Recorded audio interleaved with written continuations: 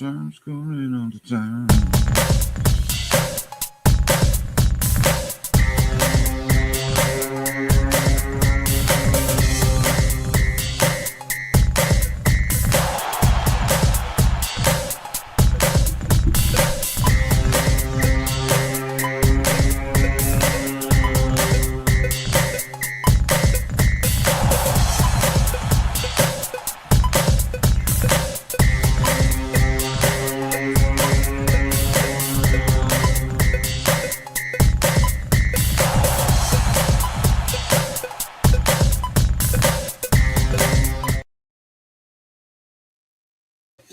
Yes, guys, I'm Si. Welcome to Cardiff City World. Welcome back to Thursday Night Live. And for the third Thursday in a row, I've managed to nab Jamie.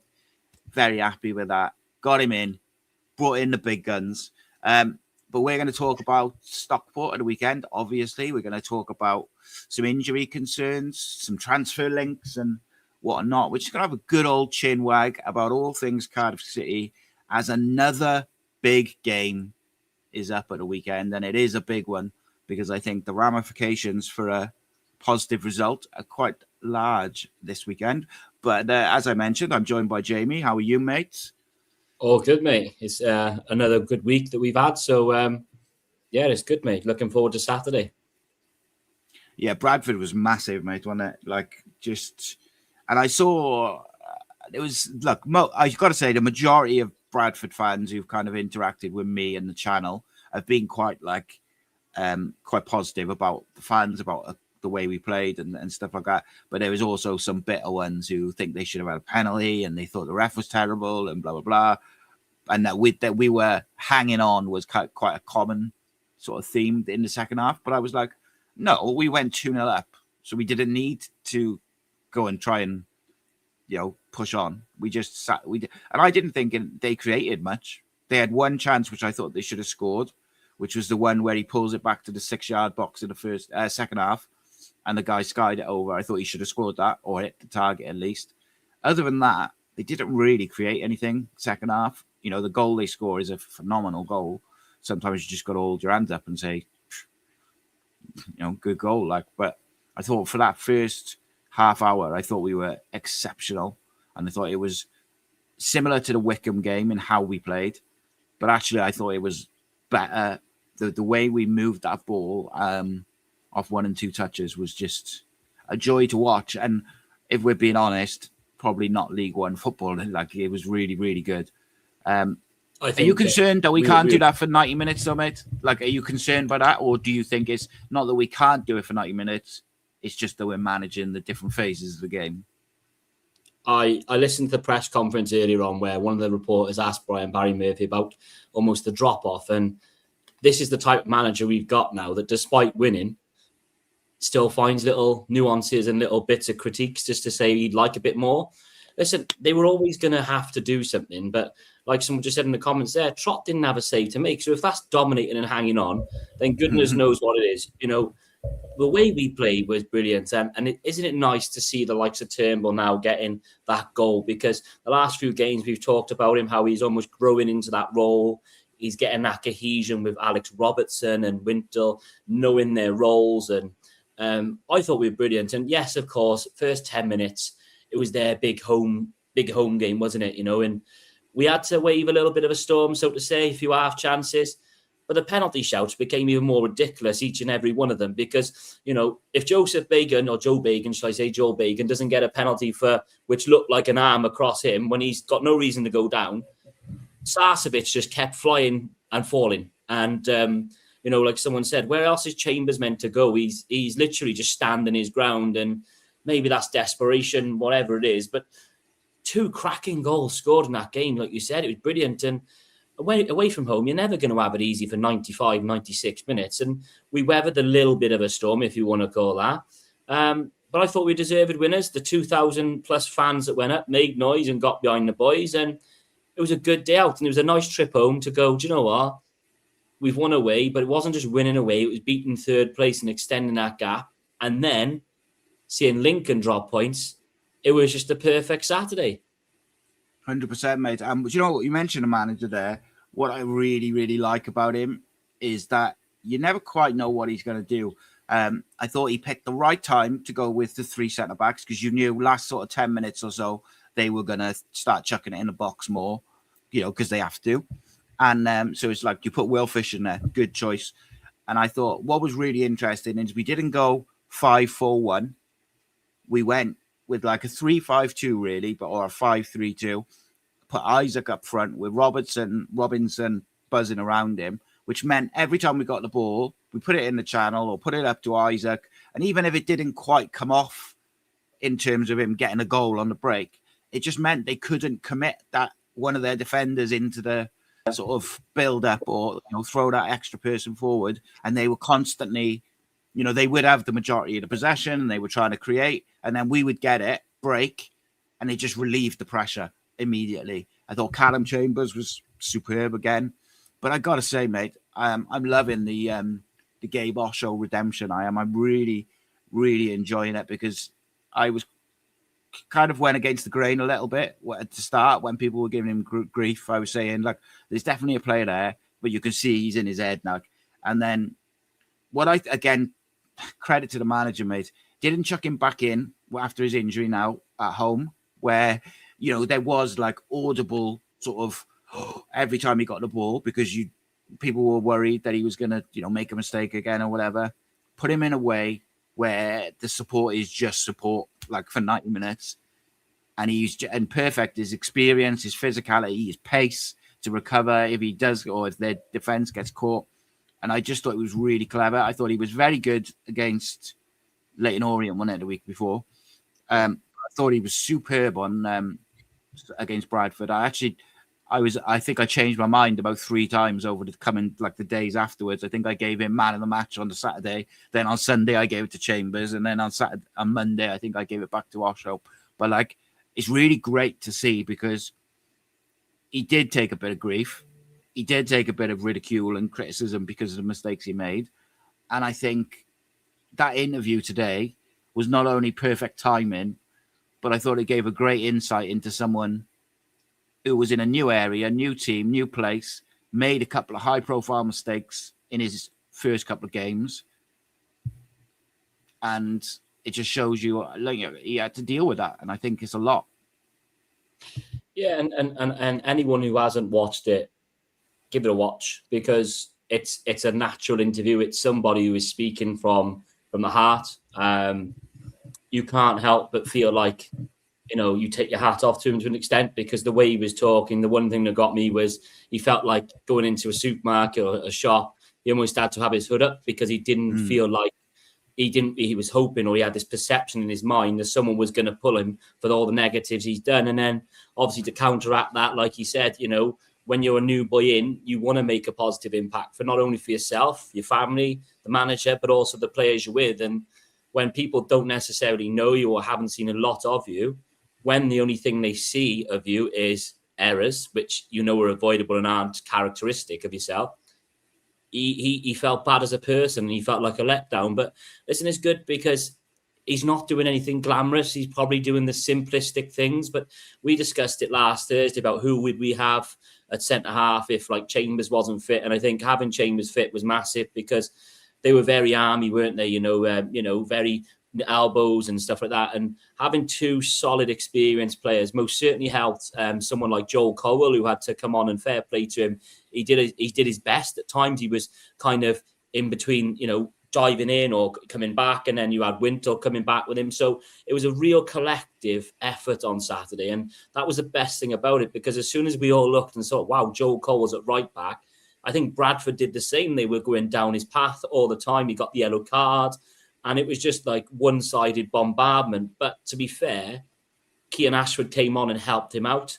Then you had, obviously Isaac Davis's energy off the bench, and that touch from Isaac Davis on his left foot as it came 40 yards at the line, I was like, wow. And, instead of probably us going, go to the corner flag, go to the corner flag. I don't know where he's got this time from. Callum Robinson's still trying to score. Isaac Davis is still trying to score. And I think that embodies how we are as a club now. Instead of trying to kill time and do that, no, we want to get another goal. We want to put the icing on the cake. And you could just see the smiles at the end. The manager wasn't there doing what other managers may do, where they're doing all the Jurgen Klopp sort of Ray. he let the players have their moment. He let them enjoy that because, like he said in the press conference today, he wouldn't stand there and criticise the little optics that he could.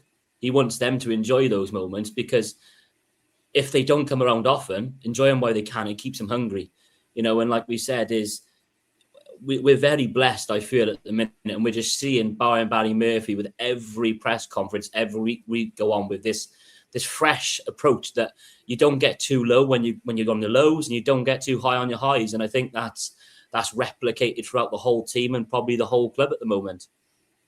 Yeah, and you're right. I think he is so impressive. I think the team has been impressive all season. But the big thing for me, the most impressive thing, and I'm really impressed by his in-game management. I think 90% of the time he's got it spot on. But for me, it's every time we have lost a game, the reaction in not just the game after, but the 3, 4, 5 games after is it's unbelievable, because that's when you expect a young team to maybe slip up and have a bit of a ropey spell. Might be just a few draws but you don't perform too well. But we just have reacted to every loss with this intensity and this determination to make sure that we start to build another run of, another unbeaten run effectively. And it's impressive, mate. I thought Bradford, I think Bradford will ultimately finish second in the league. I do think they're probably the best side I've seen. And I know Lincoln are on a good run at the moment, but I do think they'll probably fade off a little bit. I think they'll make the playoffs, obviously, but I just think when it comes to the automatics, I think Bradford will probably push on. They've made some good signings. They're already decent, and they got a good manager.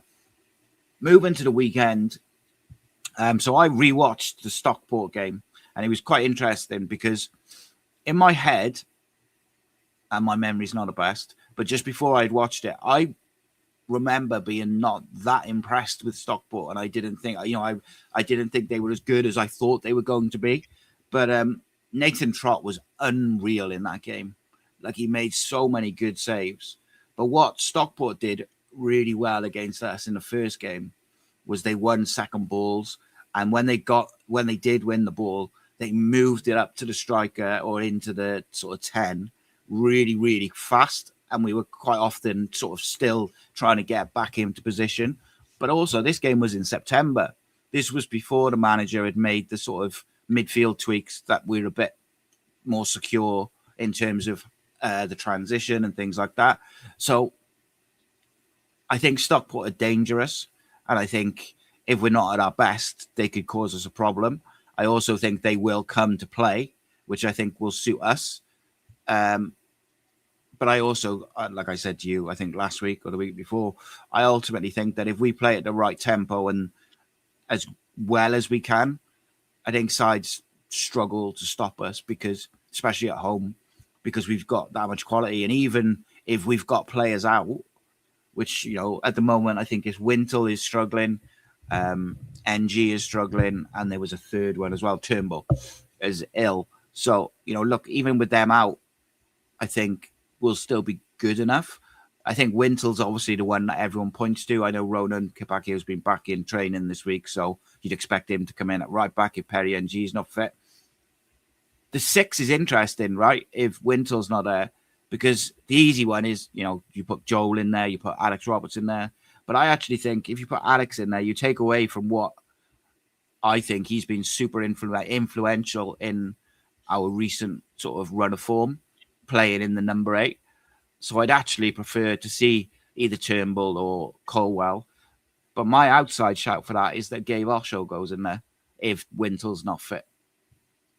What do you think about that? Yeah.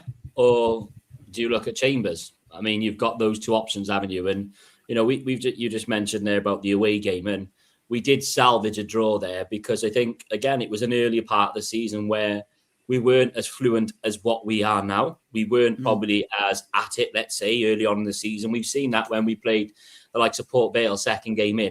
We were still learning the way that he wanted to play. And, it took us until we made the changes at Stockport away to almost create that overlap with Ronan Capacchio. We were by far, I think, at times, the inferior team, just because they, Ollie Norwood, the experienced pro, and we called it the battle of sixes, didn't we, last week with Wintle against Max Power, and we I think Wintle done the job on Max Power. It could be another thing against Day, because Ollie Norwood loves a set piece, doesn't he? He's got a bit about him. But Wootton up front, he puts himself around. He's almost like a Keanu Tep, but better. He's able to back into defenders. He puts his arms out and everything like that. He's an uncomfortable striker to play against. But they have got some good players. I think Ben Osborne's still there. So they've got their threats. And again, Dave Challoner's has shown over the last few seasons what a type of manager he is. He's been rumoured for a lot of jobs for a reason. But he's still part of this journey that Stockport are on. They will bring a good following, as people have said in the chat there. But I just think, again, it's, especially at home, we've just got to be the best version of ourselves. If we have the energy, if we have, the belief in ourselves that we can, win our battles, set the tempo of the game, don't let them slow it down, I genuinely think there's probably one winner. But again, the one thing I like about the manager is not every game is the same. Every game is an individual basis, like we said earlier on, and he's very aware of what Stockport can bring. We'll have to deal with that, and hopefully we get the result, because as we speak now, Lincoln, I believe, is still 0-0 against Burton, and hope that we just keep knocking these games off one by one, because, again, they're fourth for a reason, Stockport, just as we're top for a reason. They're there on merit. It's not going to be easy, and listen, I think hopefully we have Ronan back. Hopefully Perry and all that can have a lemp sip and they'll be okay. Because a fully fit Cardiff City squad is, in my opinion, is way too good for this league. And we're starting to see why we are probably where we are. Yeah, and ultimately, there's 10 points between us and Stockport at the moment. If we can pick up 3 points at home on Saturday, that makes that 13 points between us and fourth. So you're just building those cushions, aren't you, between first and third, first and fourth, just to make sure nothing too crazy happens. And that's all you can do, is just keep ticking off the games. And it's interesting because I think Stockport will just play the way they play. But I agree with you. Dave Challoner has got a good reputation for a reason. He's a really clever manager, and he is a manager who plans for the opposition. He will have seen plenty of Cardiff this year, and he will have a plan to try and deal with what we do at home. So I'll be interested in that. And it'll be in, Brian Barry Murphy will ultimately have a plan for them as well. Lincoln have just scored. Commentator's curse there. Yeah. But I'll be interested because they play three at the back, Stockport, quite often, but they also play quite a high line, and they leave a lot of space down the sides and in behind. And that could be interesting because, if we do go with the likes of Tanner or Isaac, because I thought Isaac was good when he came on the weekend again. If you go with that pace in the wide areas, that could really be a dangerous part for us in terms of our attacking. And who knows? Maybe Callum Robinson gets a start and we go at him. I don't know what the manager will do. I think that would be a big risk, particularly if Wintle's out and you haven't got that out and out security. But then saying that, Alex Robertson played as a six for BBM at Man City. We know that. He did it, obviously, when he first came back from his injury. Joel Colwell played six regularly in the development teams. David Turnbull, I think, in some ways, is almost more like a more natural six. So you've even got options within the midfield to do it.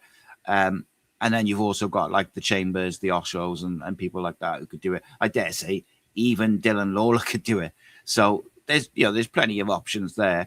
I do think I would like to see Dylan come back into the side, specifically against Stockport, because of the way they tend to press and fill certain areas. I think his passing could be a real attribute. And it's a weird one because I don't want to drop Callum Chambers or rotate him at all. But I also think at home, Will Fish's ability to put a 40, 50-yard ball on a sixpence is massive.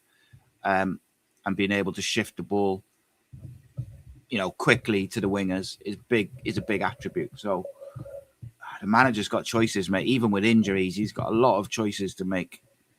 I think the best thing is you look at Will Fish. I think he needed a rest. Yeah.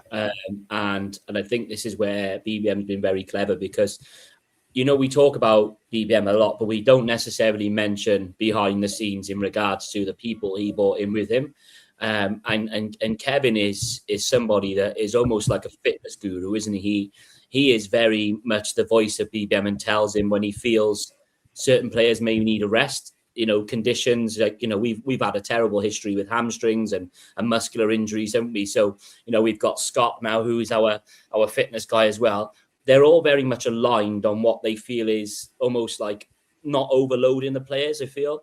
And it's nice when you've got, like Gabriel Osho said, there's probably 4 players that can play centre half. So there's competition for places all the time.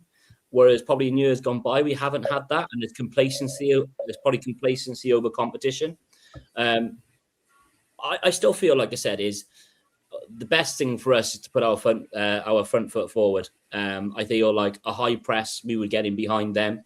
I feel like there's playing out, but then there's probably it's detrimental to play out. Sometimes we'll probably play into a few traps that they'll set. Like I mentioned earlier on, Ben Osborne, Ollie Norwood, they are aging players, but they know the finer arts of the game, don't they? They know when to slow things down, when to pull somebody. I looked at the last few games for Stockport. They go on, they've had a few wins at home and a few recent wins, but the away games, they're up and down. You don't know what Stockport you're going to get. You're going to get someone who lose 1-0 at Reading, draw 0-0 at Northampton, but then go and score 4 goals away from home. And it's just like, that's their journey. That's their way of playing. But I feel like, Yusuf Salek's on a wave at the minute. Congratulations to him on his extended deal, should we say, his new extended deal. We're riding a wave at the moment, and it's very, very good. And like people say, if you're on a roller coaster, you're going to have ups, you're going to have downs. But you just got to stay on it for the long haul. You've got to stay on it till the ride is finished. And we're over halfway. We've got no other cup games now, so we've got no overload of games, let's say. And I think we've got players returning, especially from injury, that, Ollie Tanner, special mention to him. I know on the eye, we always look at the eye test, and when we think, especially in Bradford the other day, I was thinking, Ollie, come on, he just, at times, he does look probably a bit tired, but that's natural when he's coming back from such a long layoff. But 2 assists in that game, you can't, when you look at his stats and you think, the eye doesn't always match with the stats, does it? And I think football is, we all look at it, but Ollie Tanner now is probably on his way up. He's starting to show glimpses of why we've missed him. That forces competition with the other wingers. We've got a lot of promise there. And, as we'll probably talk about in a bit about, do we need to strengthen? There's an argument for it because when there's all these strengthening talks, the people who are there at the minute who've got the trust from the manager, they need to keep getting that trust, because otherwise, if he did want to go out and get a winger or a number 10, then those places are up for grabs.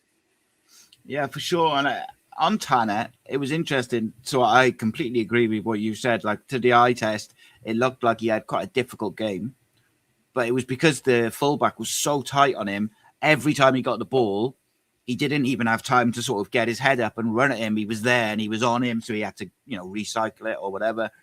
But when it mattered, he found that bit of quality. Now, of course, the assist for Turnbull's goal is generous, isn't it? Like, it's all David Turnbull, but he still gets it to him and he puts it enough pace on it that he can get, use it. But the corner was something they'd worked on through the week, because they'd spotted a potential weakness within the Bradford defence in terms of defending corners. So I'm all about that, mate. I thought it was really, really clever. And, once he's done it short and he gets it back, he's got to make sure that pass is the right pace, the right accuracy, because Chambers then just needs to get a touch. And I think he deserves a lot of credit. I think he's looked really sharp. And when you compare what he came back last year, where after his injury towards the end of the year, it's like night and day. And now I don't think that was all his fault, by the way, because I think he wasn't the only one, but that got rushed back because we were in a relegation battle. So it is the way it kind of is, where it is probably a sign of the mismanagement of the club during that period. But I think he starts. I would, if it was me, I would start him again on the weekend, especially at home. He'll have that bit of space out wide. They play wing backs, so you have a real opportunity to get in behind on the transition. And I just like, he's different to all the other wingers we've got. He's not a playmaker, and he's not even maybe an out-and-out old-school winger. He like he shoots and he crosses off the cuff. Like he doesn't necessarily do it when you expect him to shoot. He does it in the half stride or when he's out of stride. And when you think he's gone too narrow and he'll hit it with his right foot and you're thinking, oh, okay. You didn't think he was going to hit that because it's on his right foot. And he's a bit of a maverick. And I like that, mate. I'm all about that. I think it's very clever because sometimes you can, like you said, he's raw and he's a maverick. In past, maybe previous managers have almost overcoached him. So they've kind of, let's say, limited his game. And I find with certain players, you can almost give too many instructions. It delves on their mind. So when they're in that position to make a decision, they're almost thinking of what the manager's probably said or what the instruction is there as opposed to what they're good at. I think when you look at BBM, and you mentioned earlier on about his changes and the vast majority of the changes, whether it's tactical or personnel, you can see it's more like quality over quantity in instructions. Because again, I think in the past we've probably overloaded players so much so that the basics we're not doing because we're almost thinking, we need to get a certain amount of passes, we need to do this, that, the other. Players are starting to show individual brilliance because they're allowed to do it. They're being given the access and the freedom to do it. Yes, of course, we may have a Nathan Trott moment on our hands, unfortunately, at Leyton Orient. But if a manager after one mistake goes, actually, we're going to scrap it, then you go back to square one. Whereas, to be fair to BBM, the coaching staff, it's almost like, okay, you've done it, but don't let it deter you. Do it again. And Ollie Tanner, like you said, he's got a knack of receiving the ball on the half turn. He's almost side on, and then he likes to kind of flick it over or around the defender with his left foot.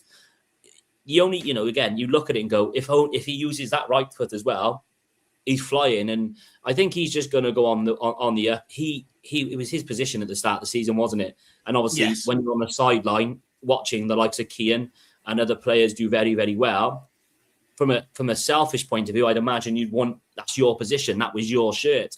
And when you're injured, there's that mental aspect as well of going, I've got to not only get fit, but I've also got to win the shirt back. So credit to him, he's shown, a strong mental character to do it. Because again, this isn't an individual game. If we had a bunch of individuals, we wouldn't be top of the league. This is a team game that runs from the goalkeeper to the reserve goalkeeper to the 21s goalkeeper. This runs from the starting centre backs down to the academy centre backs. It's all to fight for. And like you said, it's not, the team's never picked on paper on a Tuesday because you're contracted to 4 years, so therefore you got to play. No. Friday in your training session, if you don't turn up on Friday with the right attitude, you will not be picked on the Saturday. And I think that is at the minute put us in this positive place because players know there's a consistency in the selection or the selection process that the manager even tells the media, this is my standards, this is what I want. And if players aren't upholding it, well, they know what I've said to everybody. So there's only going to be themselves to blame if they're not doing it. And so far, we haven't had any bad eggs. We've had a good crop of, nice, healthy, fresh eggs, so to say, with no cracks. So let's hope that continues. Yeah, 100%, mate. And just like you on that, the allowance to allow players to express themselves and have that bit of individuality within the team structure. I don't think it's a coincidence that you're seeing, Ollie Tanner play his best football this year when he's been, in between either side of his injury. You look at Chris Willock playing his best football for Cardiff City. You look at Isaac Davis has looked sharp all season, especially when he's come off the bench and he's had to change games. His pace is raw. Kean Ashford has been, I think, sensational all season. I really think he's been just consistently excellent, bar a probably 2-game little spell where people just sort of get all carried away. Ruben Colwell playing his best football. Is that a shock that he's playing regular games and he was playing his best football? And I could go on and on, with other players. Perry NG's back to his best because, yes, there's a team structure and a way of playing and there's patterns of play which you can see are repetitive within games, but they don't get shouted at or taken off because they try and beat a man or they try and bend it in from 30 yards or whatever. Like, how many times over the years, last year, for instance, Ruben Colwell would be superb off the bench. So you're thinking, start him next game on the bench again, or he'd give you like 80 minutes of quality and then the next game he'd be on the bench, and you're just thinking, how is he supposed to build any consistency? And it was so weird. Like it was almost like every time he played well, they'd take him out of the team. Yeah. I think might be in the minority, but I don't know. I do think we've missed Ruben at times.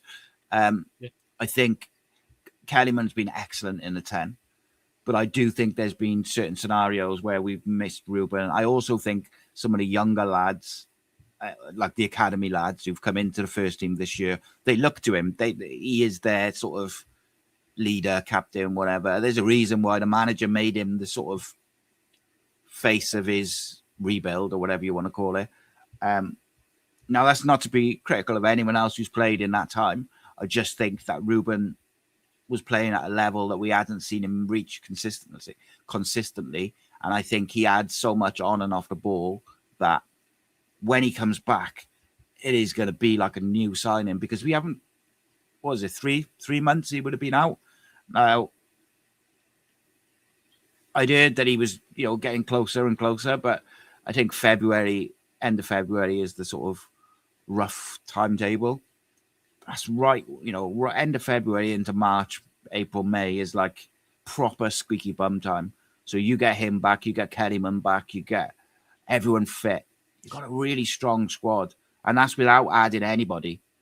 If we do add a couple, it's really exciting, isn't it? But what's funny though is when you have all those little selection headaches, we've seen it a few times with BBM selections.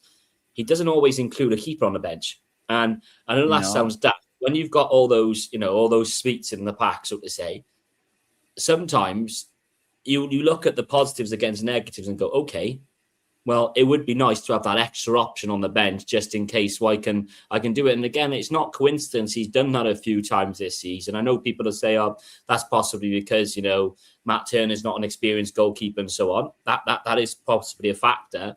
But it also gives you, like you said, it gives you that psychological advantage to know that you can have that extra striker or that extra defender on the bench. You can have, Fagan and NG good keepers. You can rotate it. And I think where we look at, and I'll go back to Saturday's game with Joel. Joel was, I said to him after the game when Sienna saw him out, and said, "Have you ever played there?" He said, "No." He said, and he said it in his thing. He said, "The manager chucked me in there in training and just said, we may need you." And I think Barry Murphy mentioned it in his press conference after the Bradford game. That's testimony not only to him, but I suppose to the way in which the current crop of players, they want to play. So they're not going to moan that they're playing right back. And we've seen it probably at the beginning of the season where I think it was maybe Keane or one of the wingers wasn't possibly maybe given enough or whatever it was. And I think they came on and then they were substituted for whatever reason. He could have easily probably done that as soon as Joel had got the yellow card. He could have taken Joel Colwell off. But then the bigger picture would be, I suppose, what would that do to his confidence? What would that do to the whole grand scheme of things? Would it sort of, when you look at the bigger picture, would that look wrong and there'd be more of a talking point because you've taken Joel Colwell off and so on? It didn't. He merely just, everyone else got stuck in around him. They helped him out. And they all stuck together. And I think that again, and I know this sounds like I'm waxing lyrical of everybody, but Saturday really was, I felt like coming out of, Valley Parade was just like, our balloon, we're still in the hot air balloon flying and sightseeing, whereas we've just popped Bradford's, and Bradford, unfortunately, they've gone down and, they've gone down a lot and they were deflated. And I think that's where we come about the comments from earlier on about some of their fans, bit of sour grapes. We'd probably be the same if we'd lost such a big game. But it was their cup final and it was their big home day, because why else would you have all those flags and all these, they're sort of behind the goal and so on. And listen, we were well-deserved winners.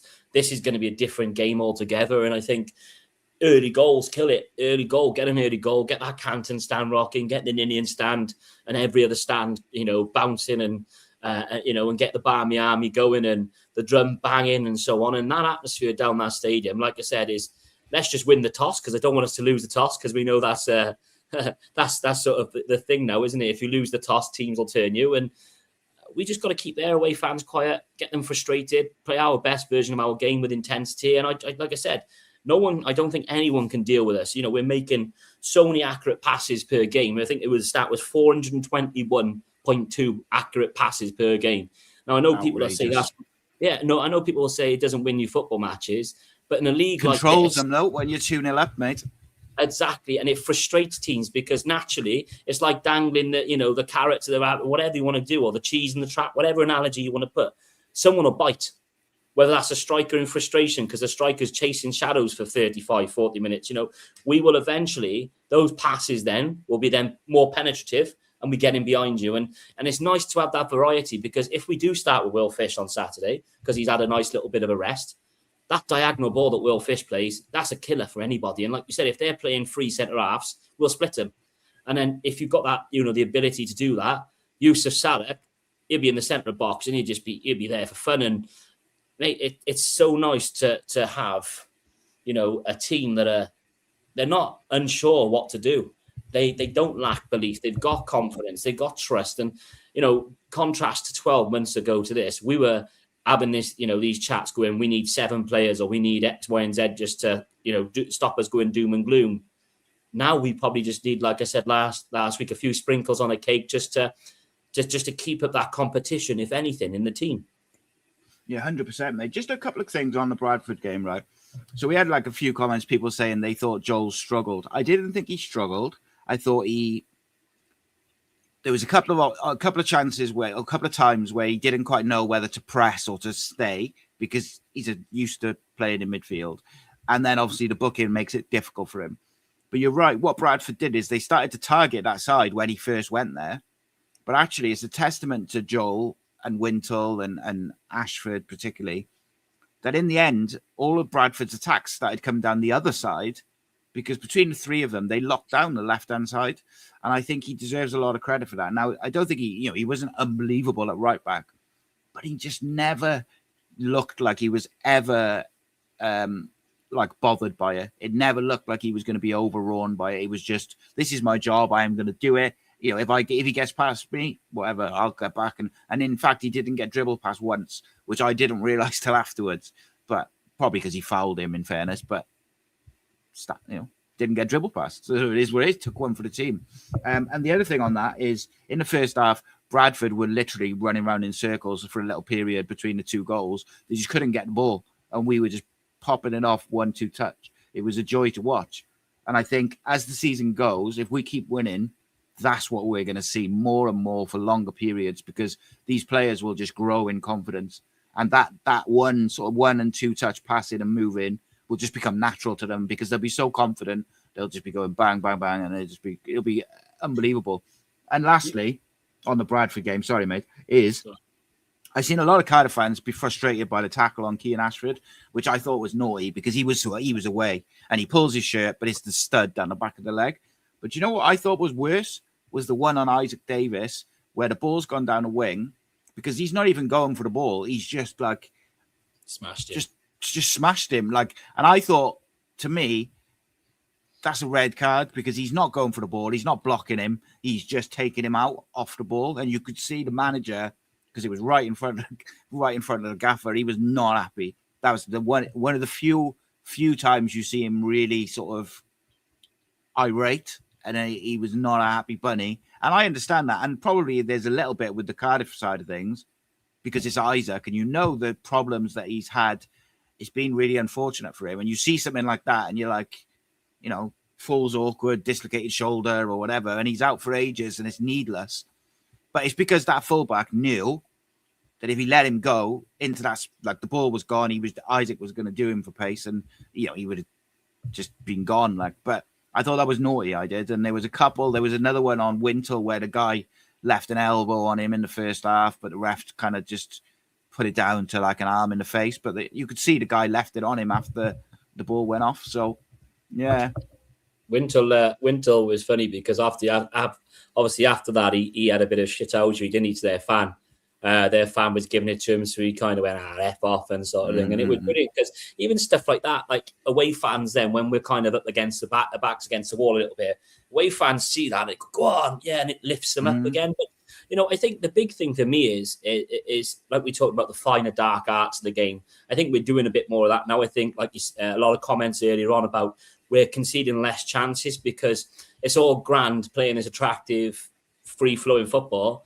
but there is that fine line between being exposed at the other end, and you don't want it to be a volleyball match, because if that's the case, eventually you're going to be out of position. And I think Louis Sibley, like you said, on the left-hand side, their new signing, I think they bought all their new signings on, didn't they? And he had that 5-minute spell where he thought, oh, I'll have a bit of Joel. And then Joel nailed him, didn't he? And he didn't fancy it then. He didn't fancy it. But what was good for me was there was players, all midfielders, wingers, when they could see Joel had jumped in a little bit, because naturally you see the ball and any player would, they go in for the ball, try and make that smash and tackle. The midfielders went back. So almost like Ryan Winter was almost at right back in one stage, because he was covering for him. And I think what we're doing is we're able to score a variety of goals now. And like we said, we've scored that goal at Lincoln, which was unbelievable. That was BBM ball to a T, wasn't it? It was.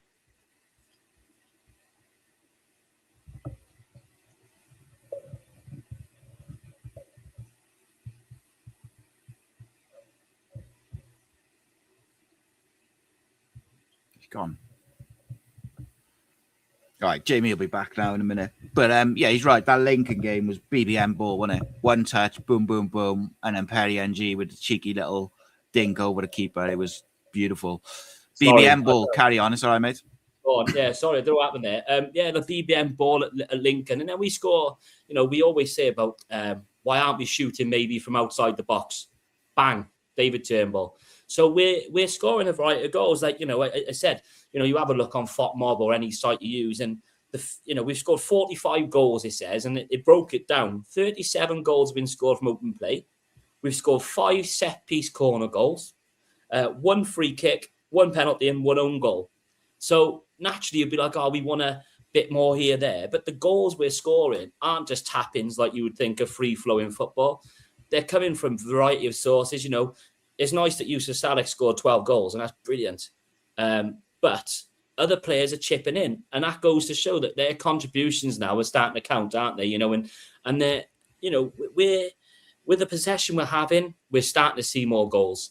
Whereas, you know, prior to a few weeks ago where we're only winning 1-0 or what have you, that was probably the only thing we were critiquing, wasn't it? Is can we score more goals with the possession and the chances we're having? The only other thing I think maybe that we could look at is with a 6'3", 6'4" striker, maybe just improving the crossing ratio and getting that ball in a bit earlier for his head. But again, for us to sit here now and pull out the smallest little, oh, can we do this better? It just goes to show how much we've improved. And it's, you know, it's brilliant. And yeah, it's so good to see. And again, Saturday, what did BBM say is we're going to have to be at our best Saturday, but then ultimately what will be Saturday will be, and then we move on. Yeah, 100%, mate. And it's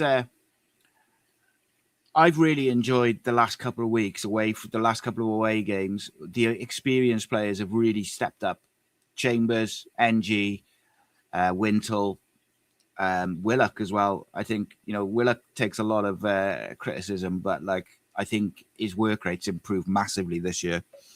And you know, as I said earlier, I rewatched the Stockport game, the first game. It's Willock that finds that bit of quality for Salic's header. And I don't know what Stockport's defense is doing, by the way. Like Yusuf's just stood in the middle of the box, completely unmarked. But the substitutes in that game, yet again, even at that early period in the season, Brian Barry Murphy changed the game with his subs. And to me, he has consistently done that through the season. You can point to obvious ones like the Leyton Orient home game where he brings on the 3 lads really early. We're within like 5 minutes. 2 of them have scored. And I really enjoy that he is able to read the game and know what to do. Like that, I think that's such a impressive but important trait for a manager, and for a young manager to have that sort of skill set is exciting to me, because how many times over the years, mate, right, we're 2-1 up with 10-15 minutes to go, 10 minutes plus injury time to go, we're going to chuck on an extra centre back. That's fine, fully get it, because ball's going to go in the box. But I would say 99% of our managers previously would have been 5 at the back, 4 in midfield, and 1 up front. Or even if Salic had gone off at that point, it would have been just 2 banks of 5. No trying to get out. It would have just been defend the box. But Brian Barry Murphy was like, no, we'll play 5 at the back, but Bagan and Colwell, they've got license to get forward when we get the ball. Kean Ashford, by the way, playing in central midfield, did a very good job as well. And that's what I mean. Callum Robinson buzzing around Isaac. It was great to see Isaac up the middle. I know it didn't quite come off, but I just thought it was such a clever plan. Attacking, but is the managers being proactive as opposed to reactive. In the past, we've seen, like you said there, a Sunderland away last year, and that's the big one that ticked me at the time, because I remember doing it on having a post-match reaction with one of the boys before, and I was fuming because I thought at the time we were well and truly last year. Bristol City away, wasn't it? That was Omar Reese's second or third game or something. Yeah, and we destroyed him, didn't we, in the second half? And then he brought on like 5 at the back with like half an hour to go or something. And it was like, what are you doing? Like, their fans were starting to boo him at that point, and we let them back into the game. It was a weird one, that was. I did ask him about that, but I asked him about it. I forgot about it when I interviewed him, and then I asked him about it afterwards, but it wasn't on camera, unfortunately. But, like, yeah, look, they just went early, didn't they? And we did it a couple of times last year. And I think, listen, like you said, you can shut your shop up too early, and there's always going to be a customer that needs him in late after the hours. You know what I mean? And I think, unfortunately for us, it was, like I said, about the Sunderland, the thing is, long way to travel. We did that, and then we went on to lose it. And it was just like, oh, my goodness. And, you know, players, I suppose, are the first ones to look at it and go, you can see when there's indecisiveness, because they look over straight away as if to say, okay, what are we doing? Almost to say there was no plan to anything last year. And I'm not trying to, disregard manager A or manager B, whether that was Errol Bullitt, whether that was Omar or anybody. Maybe that was a collective thing of the football club. Who knows? But this year we can see that at times we have said, and I'll be the first one to say when I'm in a stadium, whatever, thinking, what's his plan B? What's his next card to play? And it's almost like sometimes you're going, is it plan A+1 sort of thing? But the vast majority of times, Brian Barry Murphy has been able to identify a cause or a threat that's causing us some issues, and gone, right, actually, maybe if we stick, I don't know, an extra set of legs there, don't change the formation, but we'll just change the person's positioning, that'll nullify that player. And at first, it takes a bit of time, but after a few minutes and it's settled down, you can see, hang on, that little tactical nuance has worked. And again, we talk about backroom staff. Lee Riley has got a good IQ, a good brain, and they are on the same wavelength, which is a good thing to see, because it's very clever. I always say, look at how many times Brian Barry Murphy runs down the tunnel or appears to run down the tunnel at home games, because there must be a screen or something there for him to look at. And then when he does that, you'll see Lee Riley then jump up onto the sideline, and he's instructing, or he's telling, I don't know, his winger, right, tell your right back something. But it's good because, again, we just want to see, again, you don't want to see a fall off in effort. You don't want to see a fall off in intensity and things like that, because if you do, the other team's going to come at you. But now we're seeing young players who aren't afraid to have their backs to goal, turn a defender, or like Kean Ashford, for example, Saturday. I think he made one little error on the sideline. I say a bit of an error. It was a physicality thing, wasn't it? Got back. Sarcevic still hadn't closed his legs today, I don't think, because Kean Ashford went, bye-bye, through your legs, went on a little run, got a foul. And these are things that they don't happen overnight. But with youngsters especially, like you talked about, the inexperienced players like Callum Chambers and things like that, the Gabriel Osho, who's now starting to maybe get his feet under the table a little bit more, they're only going to help these youngsters that are coming through. They're not going to hinder their development. They're actually helping it because they've been through these experiences. They know what it's like to feel the lows. They know what it's like to experience the highs. So the likes of Kian, Isaac, if they feel, or Ronan Capaccio, maybe of Rate, who hasn't had as many minutes as he first had at the start of the season, it's just making sure that, right, guys, your chance will come. You're going to enjoy these moments. You're going to enjoy the Capaccio 95th minute assist. You're going to get your time to shine. But the whole goal this year as a collective is just think in May, can we be at Mansfield away or the game before if it's all wrapped up, lifting a trophy with 23,000, 25, if not more, 1,000 fans at the Cardiff City Stadium wanting to run on the pitch because you've done something that the club hasn't achieved for a while. And that's what I think it is about, is the whole club has a as a buzz. It's not an arrogance, it's a buzz about it, because we've got a clasp of youngsters coming through who want to make it for the club that they support. It's not because they want to make a name for themselves and their agents to get money and to go and get higher wage. If they wanted to do that, Roland Capaccio, Dylan Lawler would have all been gone by now. But these players really give two hoots about the club. They go out in the community, they walk around in the communities, and they're happy to talk football with fans. They're happy to put their hands up and say, do you know what? Yeah, we weren't good enough that day, but we'll make sure we're better next game. And it's such a good time to be a Cardiff City fan. And, you know, the demographic of Cardiff fans, I talked about it before. You see on away games now, the amount of youngsters that are there with their uncles, their dads, their mums, their aunties, whatever. And they're heading and kicking every ball. And it's brilliant, because when we go to Doncaster, we've got Burton sell out next weekend. You know, we've got the tickets on sale this week now for Plymouth and, you know, the Doncaster away game. It's going to be brilliant. And, you know, it's what it's all about, Si, is making, just being a one. You know, we got City as one. Maybe we're starting to feel now City as one, as opposed to being an individual. Yeah, 100%, mate. Just on the point you made about last year and not really having a plan, the complete opposite to that. Last week, I mentioned the short corners and stuff, the corner routines they were working on, but they also worked on Perry NG's got a knock. We're not sure if he's got 90 minutes in him, and Ronan's injured or ill, so he can't play. So we need to have a plan for when Perry's got to come off, because he's probably going to have to come off at some point. And he's looked around the squad and he's gone, do you know what? Joe Colwell's played right back before as well. He's pretty much played everywhere. Let's work on it. So he knows what he's doing. And, you know, yeah, there was some sticky moments and difficult moments for him because it's not his natural position. But he knew ahead of time, I'm going to have to go there because that's the job I need to do for the team this week. And he did it. And whether it's the planning from the manager and the coaches, or it's the players' mentality to just go and do the job, I think it's like you say, it's City as one. Maybe finally we're starting to see a bit of a united football club. Just finish us off, mate, for the last 10 minutes. We've got to talk about the January transfer window, because it is January and it is what it is. And I know, like, me and you have kind of both said similar things in that over the last couple of weeks. Yeah, wouldn't mind seeing one or two, probably a left back to help Joe Bagan and have a bit of competition there. But I don't think we need loads, and you've got to be careful in the type of personality you put in there. Now,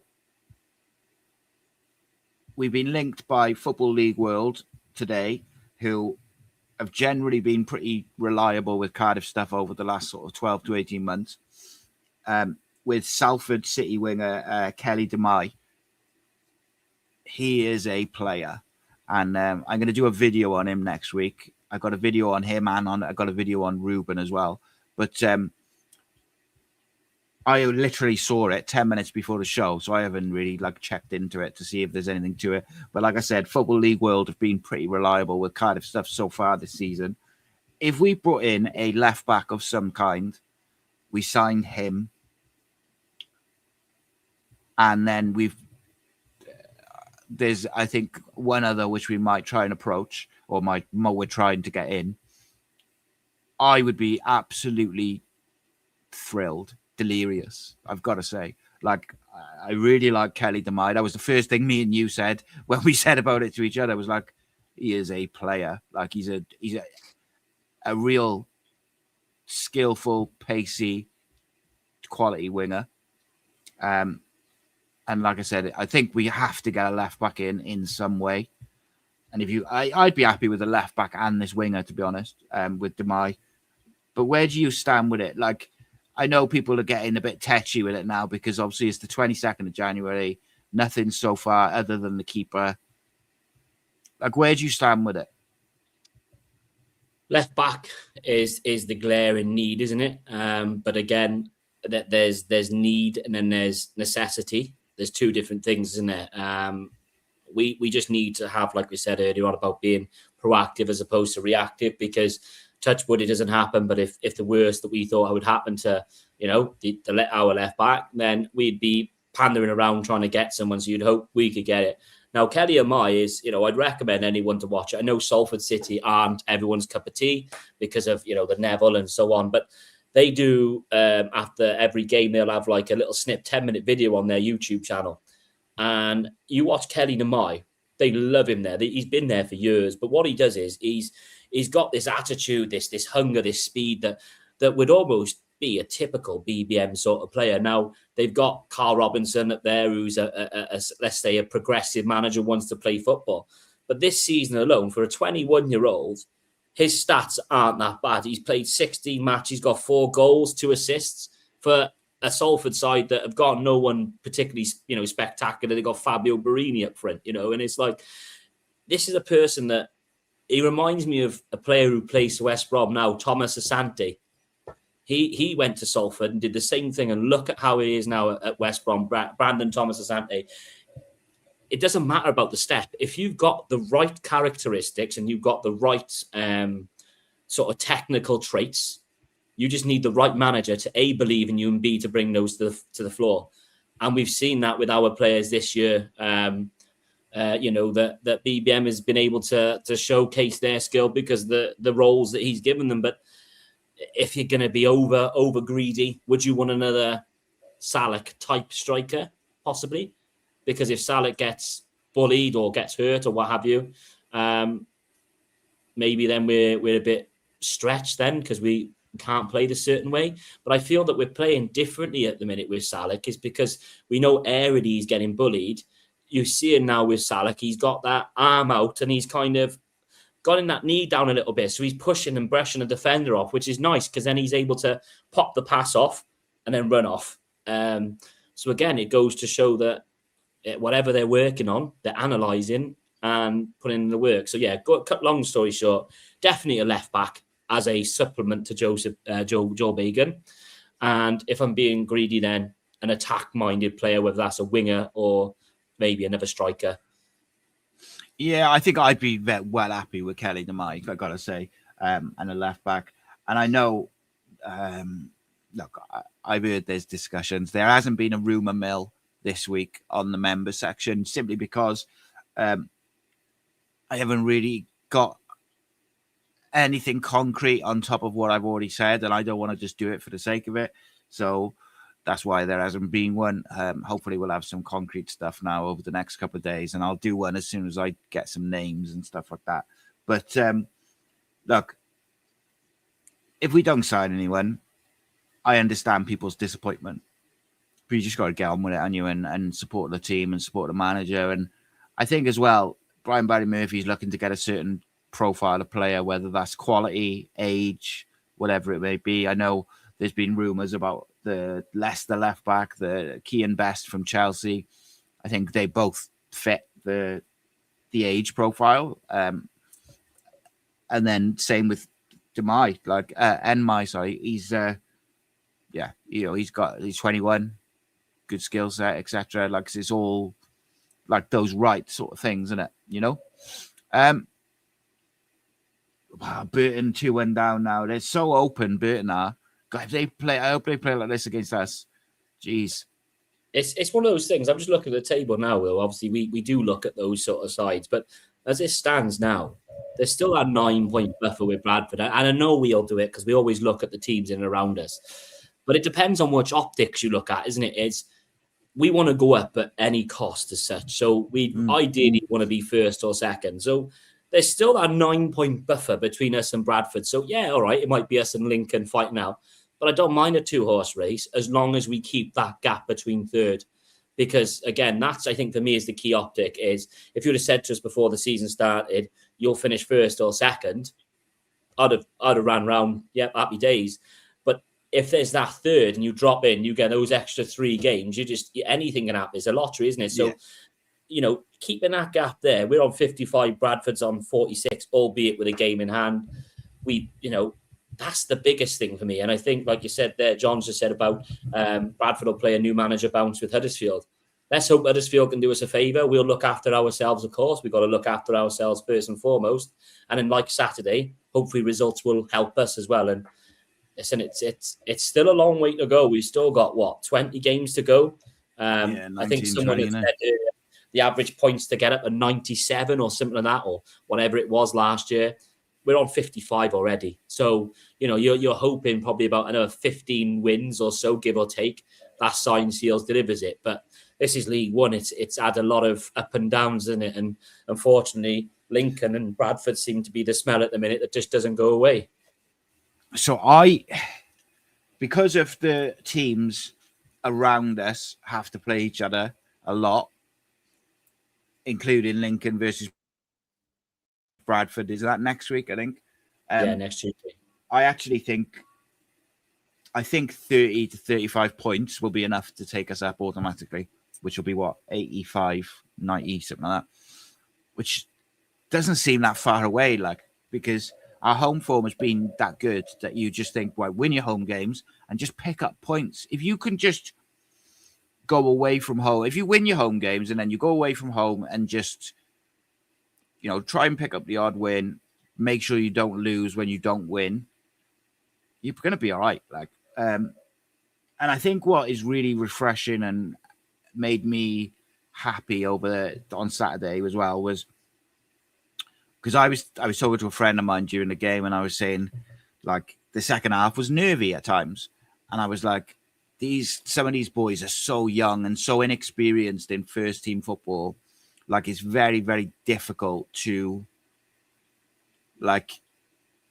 explain how high pressure the situation is for them to deal with.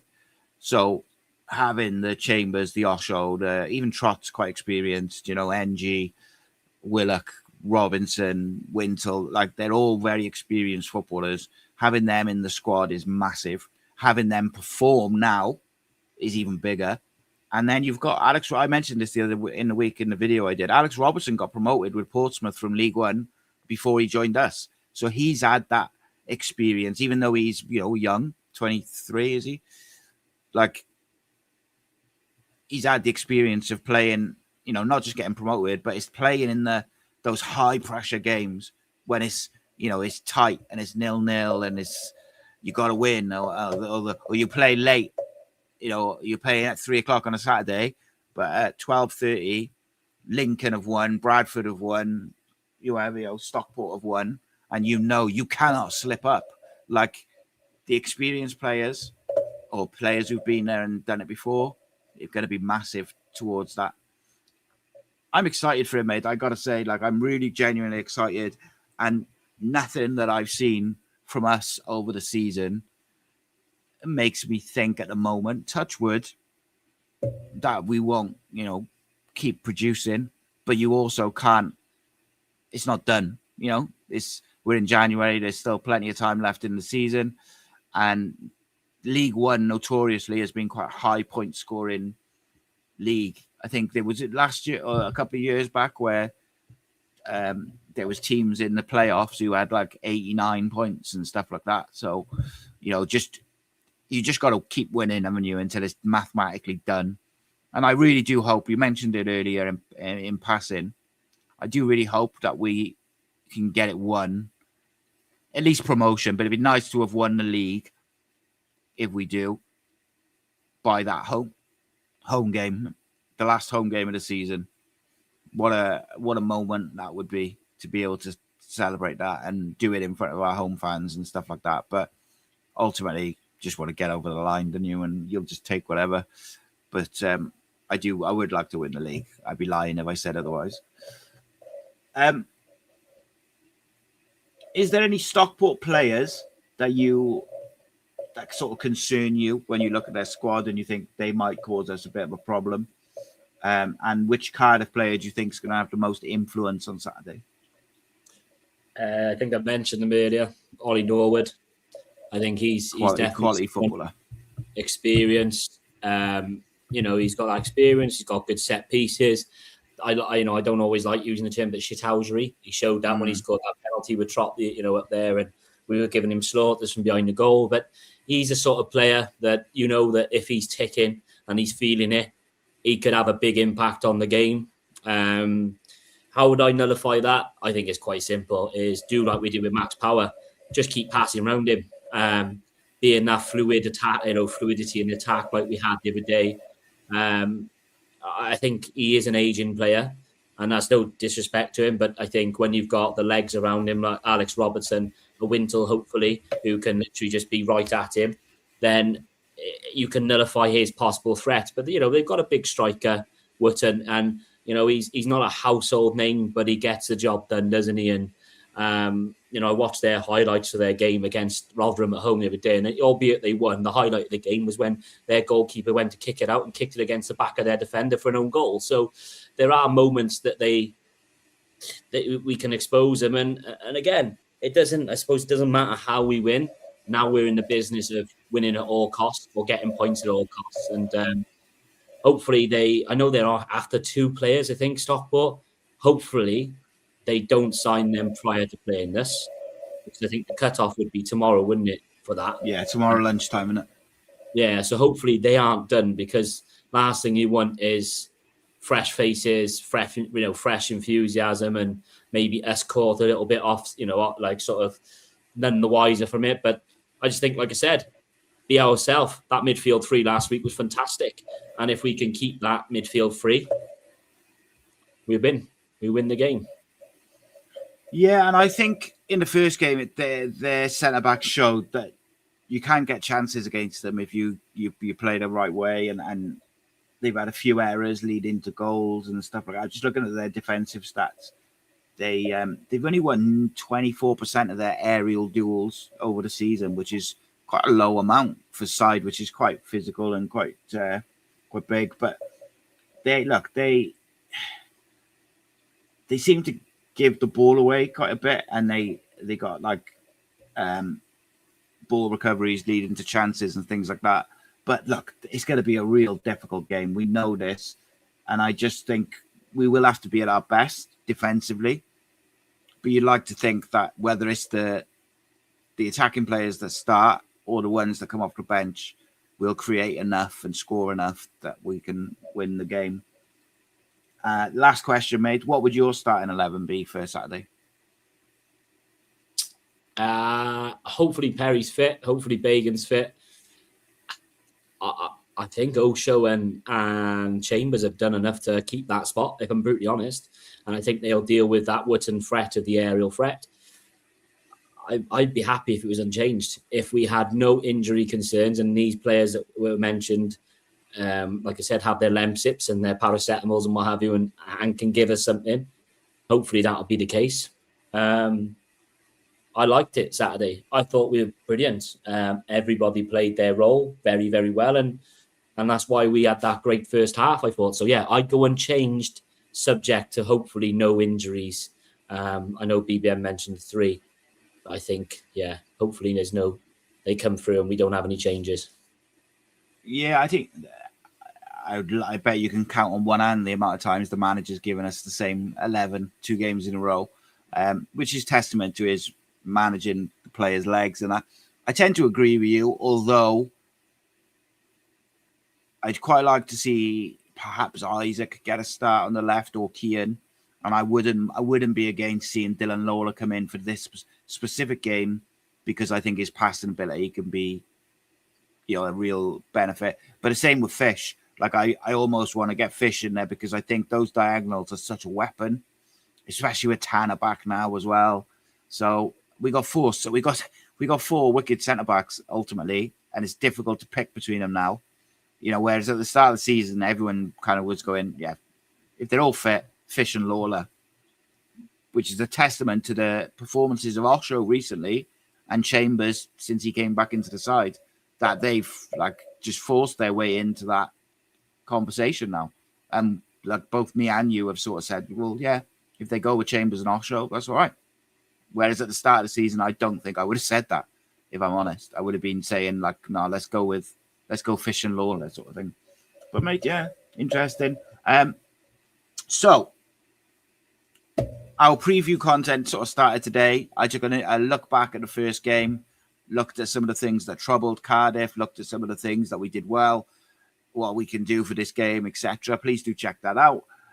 Tomorrow, then, we have the general preview will be out lunchtime. Tomorrow night, Tactical Showdown, BBM versus Shalinar 2. And that'll be a deep dive into the the way both managers like to play and the first game and everything like that. And then on Saturday morning, we'll have 3 big questions that Cardiff must answer to get the 3 points. And then obviously we'll have all the post-match reaction across my channel, this channel, Dragon Sports, and we'll have the live post-match show in the evening as well. So we have got you fully covered for the build-up to the game and the post-match reaction. And then, of course, on Sunday, we have 5 things we learned, the breakdown podcast on the Sunday evening. And then even we finish off that sort of post-match coverage with the Cardiff City phone-in on Monday, which I didn't realise you were on this week, weren't you? I was on it. You on Monday, weren't you? The Monday just gone, yeah. Yeah, there we go. So Jamie's been on twice this week. It's hogging a channel, isn't he? No, thank you very much, mate, for joining me. I really appreciate you. Hopefully, when we speak next, be another 3 points in the bag, and we'll be chugging along. Hopefully, you'll be back next Thursday, mate. But we'll see how everything works out and how your schedule is, and that. We don't want to take you away from your lovely family too much, you know. It's all good, mate. It's all good. But I'm sure I might see you on Saturday anyway, mate. But you look after yourself. And you. Take care. And thank you, everyone, for tuning in. Always a pleasure. Keep the faith. And we'll see you in a bit. Rascal Beats. For your Caesar. Cardiff City, ride with me for your Caesar.